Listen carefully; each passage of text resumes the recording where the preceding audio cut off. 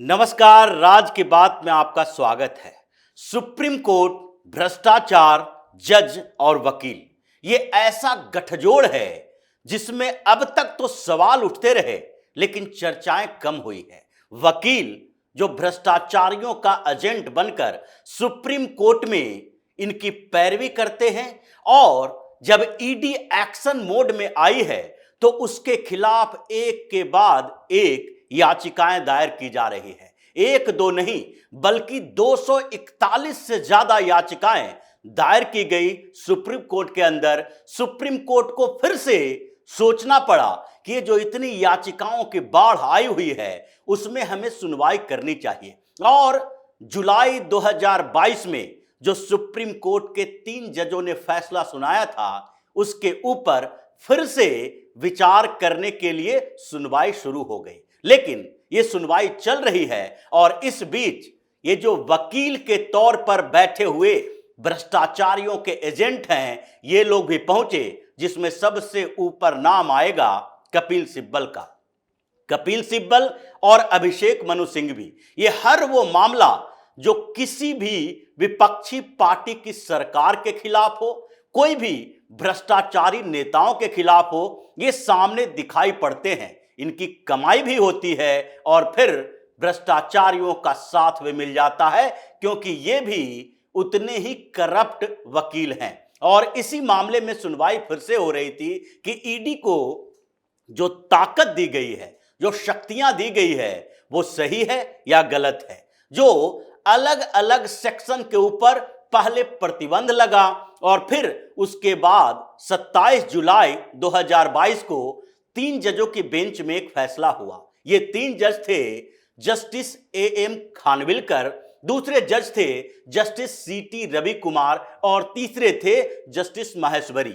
इन 3 जजों ने एक फैसला सुनाया था कि जो ईडी के ऊपर ये लोग ताबड़तोड़ सुप्रीम कोर्ट में याचिकाएं दायर कर रहे हैं और कह रहे हैं ईडी गलत फैसले ले रही है, ईडी को समन भेजने का अधिकार नहीं होना चाहिए जो सेक्शन 50 के अंदर है, ईडी को किसी के स्टेटमेंट लेने का अधिकार नहीं होना चाहिए जब तक कि ईसीआईआर में स्पष्ट तरीके से नहीं कहा गया हो कि वो गवाह हैं या फिर वो आरोपी हैं। इसी बात को लेकर चर्चा हो रही थी और 27 जुलाई 2022 को एक फैसला आया।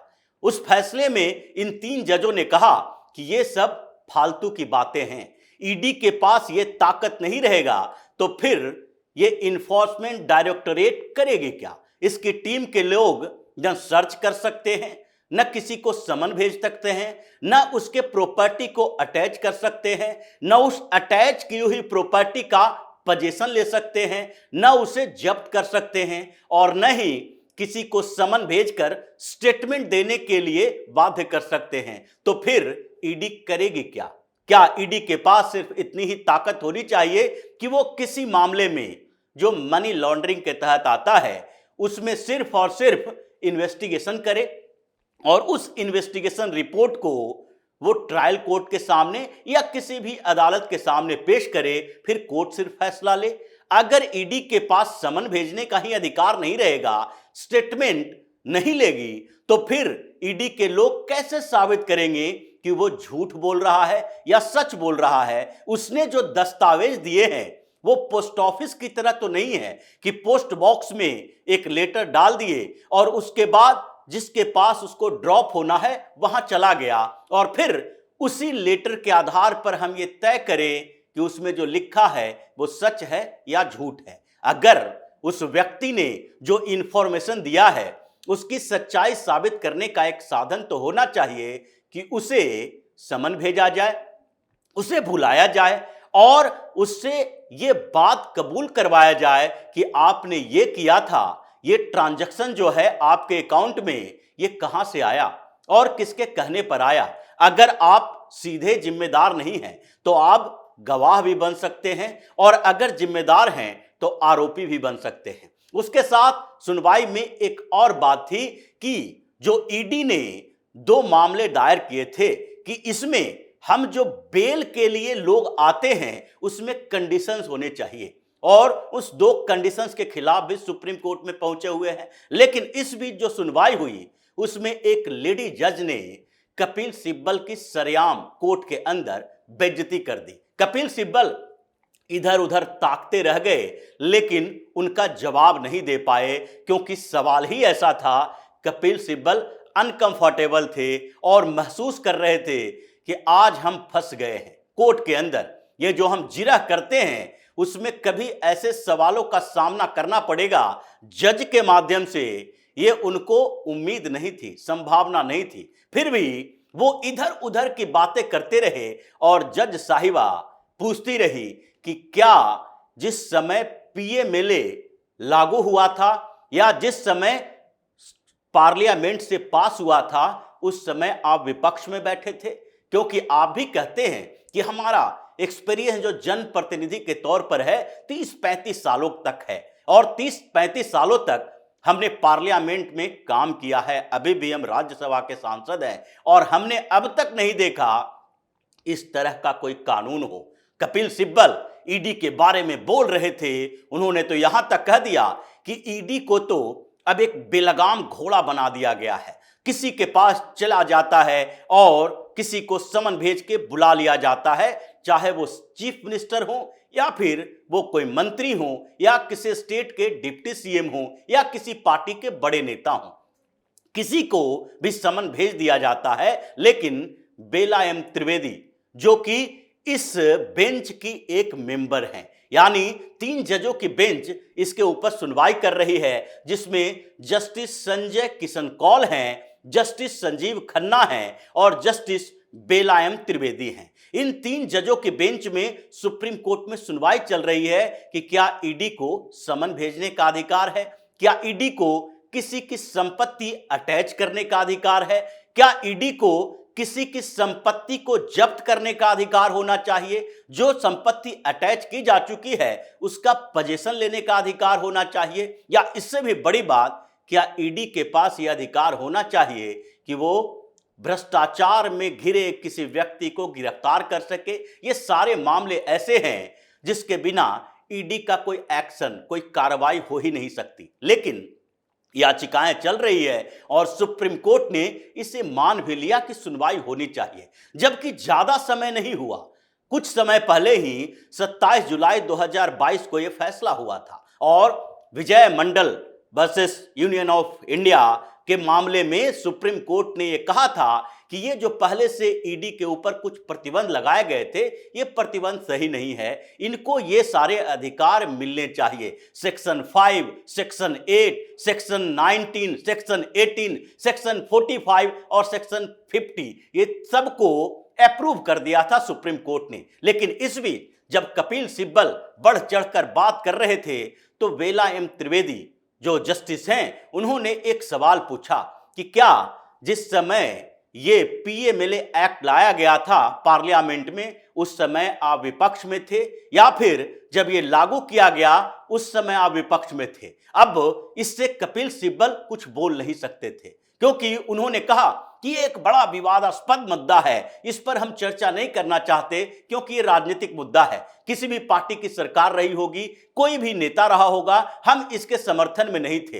अब आप सुप्रीम कोर्ट में हो, इसके समर्थन में नहीं हो। लेकिन पीएमएलए एक्ट जो है वो 2002 में आया था, उस समय आप विपक्ष में बैठे थे। आपको कोर्ट में बताना चाहिए कि हम उस समय विपक्ष में थे क्योंकि उस समय प्रधानमंत्री थे अटल बिहारी वाजपेयी, उनकी सरकार थी भारतीय जनता पार्टी की और उसी समय मनी लॉन्ड्रिंग के खिलाफ एक prevention of money laundering act आया और इसमें कई प्रावधान किए गए थे कि भ्रष्टाचार से निपटने के कुछ उपाय होने चाहिए। लेकिन उस समय ये लागू नहीं हुआ था, 2002 में ये लागू नहीं हुआ और इसका समय धीरे धीरे बढ़ता गया। 2004 में इलेक्शन हुआ, सरकार यूपीए की बनी, प्रधानमंत्री बने मनमोहन सिंह। लेकिन इन लोगों को लग रहा था कि जो चर्चा इतने दिनों से चल रही है भ्रष्टाचार के खिलाफ एक कड़ी कार्रवाई होनी चाहिए और उसके लिए जो मीडिया में माहौल बना है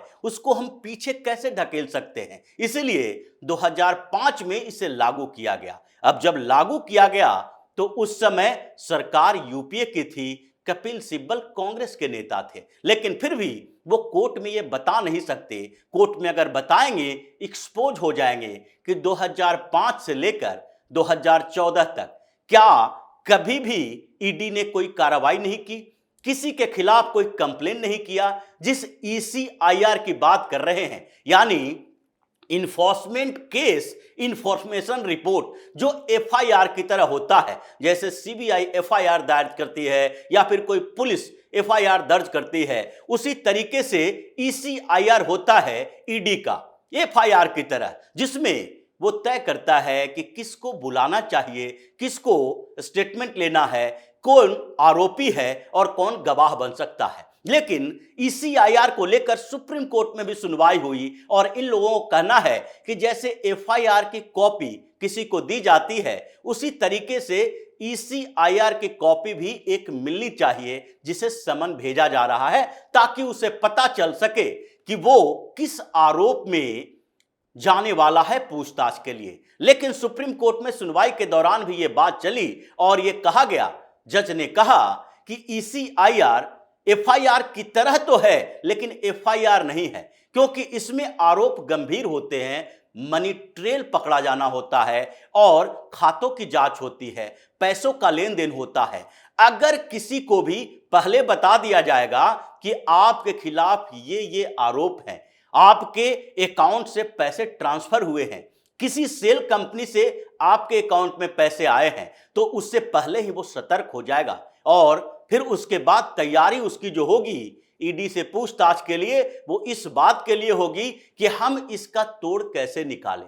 क्योंकि जिस तरीके से जो सुप्रीम कोर्ट, हाई कोर्ट या किसी भी कोर्ट में सुनवाई होती है, तो वकील पहले से तैयार करके लाते हैं कि इसका जवाब क्या दिया जाएगा।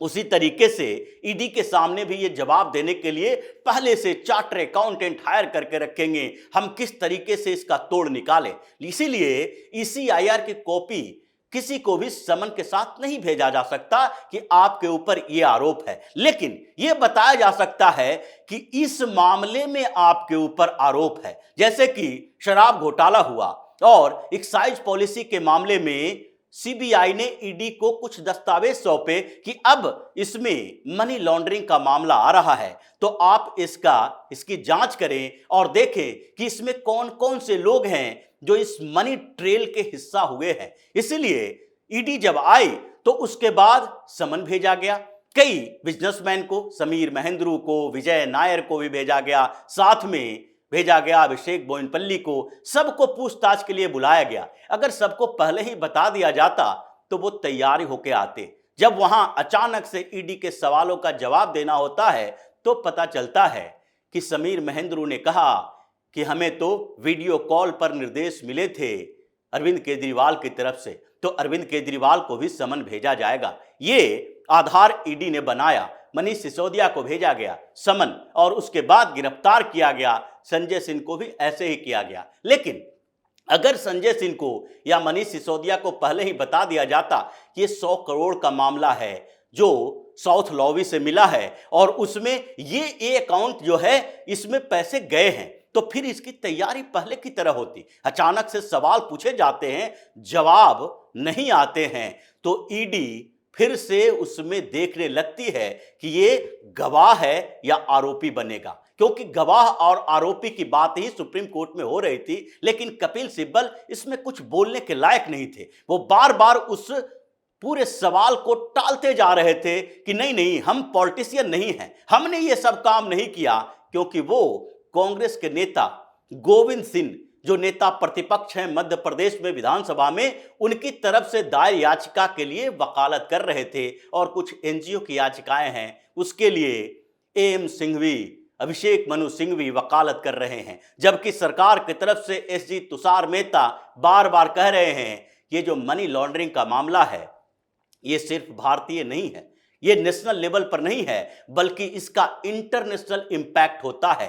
FATF, financial action task force, जो बार बार हमेशा हर साल एक टीम भेजती है कि देश में क्या चल रहा है भ्रष्टाचार और मनी लॉन्ड्रिंग के मामले में, इसके टेरर फंडिंग को कैसे क्रैक किया जा रहा है, ये सारे रिपोर्ट हमें देना पड़ता है और वो ईडी ही देती है। इसलिए अगर अंतरराष्ट्रीय बाध्यताओं के साथ चलना है करप्शन के खिलाफ, तो हमें नए और कड़े कानून बनाने पड़ेंगे। लेकिन फिर भी इस पर सुनवाई चल रही है और उस सुनवाई के बीच जब ये वकील भ्रष्टाचारियों के एजेंट बनेंगे तो सरेआम बेइज्जती होगी। और वही कपिल सिब्बल के साथ हुआ।